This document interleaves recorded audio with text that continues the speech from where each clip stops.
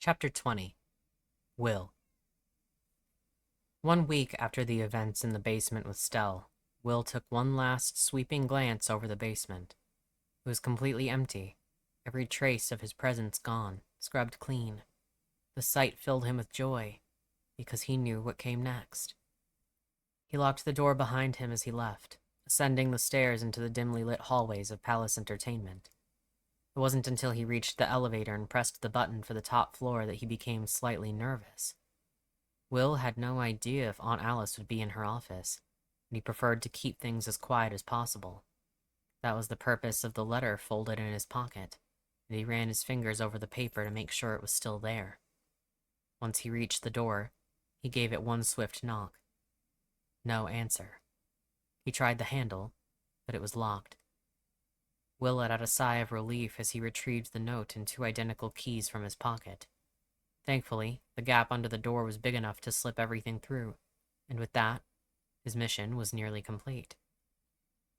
He walked back to the elevator, but instead of heading to the basement level, he went to the lobby. During the ride, he took out his phone, scrolled to Alice Thompson, and blocked her number. It elicited no negative feelings in Will, which signaled to him that it was the right call. Besides, he only needed one contact in his phone. Will stepped out into the lobby, pulled up the hood of his sweatshirt, and briskly exited the building. He hailed a taxi, and it drove him a route he knew by heart. Butterflies in his stomach grew with every passing minute, and they kicked up into a storm when he stepped into the night air, directly in front of the towering apartment building he knew well by this point. It would be the first time coming in on his own, and it was as if he had been given a crown and a kingdom. He tapped his key card to open the front doors, and he was in. The trip up was agonizing, for he was so close now. When he arrived in the hallway, he couldn't stop himself from running. He bounded to the door and stopped himself just in time to land a flurry of shaking knocks. Lucien Angel was there to greet him, and it was like the gates of heaven had opened up. After the mess with Stelle, Lucien had told Will that he was to live with him instead, saying, "It's about time I kept you closer, so this is a blessing in disguise the way I see it. Stelle will be out of my hair, and I will have you at my beck and call." There was not a world in which Will ever denied that, so he hadn't needed to say a word. "I have a spare room for all your things, but you'll be with me every night. You will also not leave without permission. Understood?" Will leave the home of Lucien Angel. That was an impossibility. Still, he nodded. "Keep your little cameras up, too. It's more fun that way." Lucien paused, taking a deep, tired breath. "And if Alice Thompson has anything to say about it, I will handle it. You just pack your things and move as soon as possible." Will had done so with a smile on his face that wouldn't leave for days. He would be able to breathe in Lucien at all times, touch the same things, be in his space, everything he had ever wanted. He had no reason to be anywhere else, to speak to anyone else, or look at anyone else. The apartment would become his temple, and he its most devout follower. "Organize your space," Lucien commanded as he pulled Will inside. "I can't stand the mess."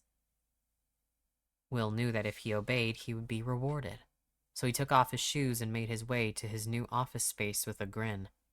Boxes were stacked along the wall, but his desk was the one thing he wanted to set up most, so he started there. He arranged all the monitors and powered everything on to make sure it all worked. Thankfully, it did, but as he turned to face the mountain of cardboard, he froze. Lucien had been leaning in the doorway, watching him. His long hair was in waves down his back, and he had changed into a long t-shirt and boxer briefs. Lucien's arms were crossed over his chest, but upon making eye contact with Will, he gave a slight wave. "Oh, don't mind me. Carry on." Will felt his face get hot as he blushed, hands meekly grabbing a pair of scissors from his desk. As he started to slice open a box, Lucien cleared his throat. "Actually, one thing first." Will looked at him expectantly, awaiting orders. "Take off your shirt. The view would be much better if I could see some skin, I think." Will slipped off his shirt immediately, tossing it over the back of his desk chair, and he was thrilled to see a smug smile on Lucian's lips.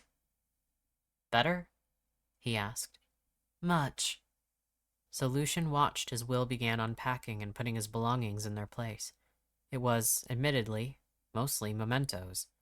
The only things that didn't have to do with Lucian were his clothes, which he began to fold and hang up in a wardrobe Lucian had bought for him.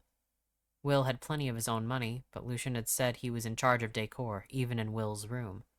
He did not complain, not when he thought about the fact that his idol had picked it specifically for him. Will wasn't sure how the sleek, modern furniture fit him, all of it black and white, but he was always happy to let Lucian do whatever he wanted. Will continued working, and eventually Lucian seemed to tire of standing, and he silently crossed the room to sit in the desk chair. They stayed like that for some time, Will stealing glances to find Lucian's eyes on him every time, until the tension was beginning to wear. He was having a hard time keeping himself focused when he knew Lucian was watching, his hungry gaze mesmerizing. He wanted to touch him so very badly, but Lucian shook his head with raised eyebrows. "Not yet," he said. Those words were a hint of more, which was enough to reinvigorate Will, and his pace picked up considerably. As Will dug his hands into a newly opened box, he heard a phone ringing from Lucian's room.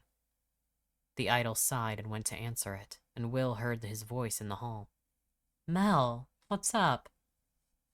Will froze in place, and his wariness only grew as Lucian walked back into the room. "Right, I totally forgot to finalize my schedule earlier. Sure, we could do that now." Will sucked in a breath as Lucian stopped directly in front of him, and he saw a glint in his eye that made his whole body shudder. As Lucian talked on the phone, his voice gave nothing away, his tone light and melodic as usual, but his free hand went to Will's chest, where he ran it over his skin, inching downwards at an achingly slow pace. Will could not understand a single word Lucian spoke, not when he was using all his focus to stay quiet. His hand shook at his sides as he resisted the urge to reach out, and he tried to plead with his eyes. Lucian just smiled, which made Will dizzy with how dazzling the sight was.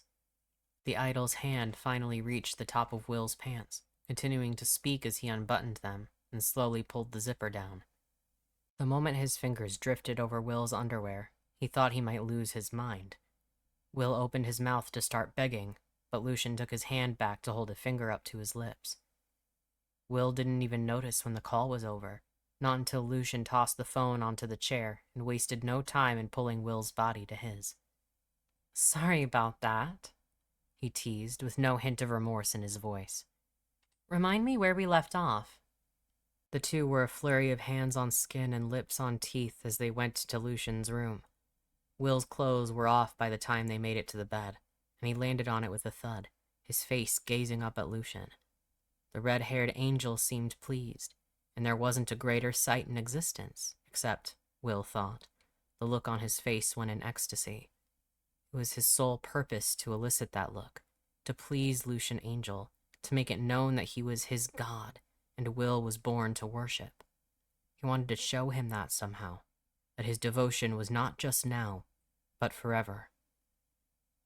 After they both had their fill of one another, they took separate showers, and Will was permitted to watch Lucian. He hoped that would be a regular occurrence. After they were both clean, Lucian sighed happily as he sank into bed and beckoned for Will to follow. The idol fell asleep quickly, his breaths even and soft, and Will stared for some time. As his eyes grew tired and his own drowsiness caught up with him, his mind drifted to ideas. He needed to figure out a way to prove himself to Lucian in a way that was without question. More than that, he realized he wanted to be bound to him somehow. But those thoughts could wait until later.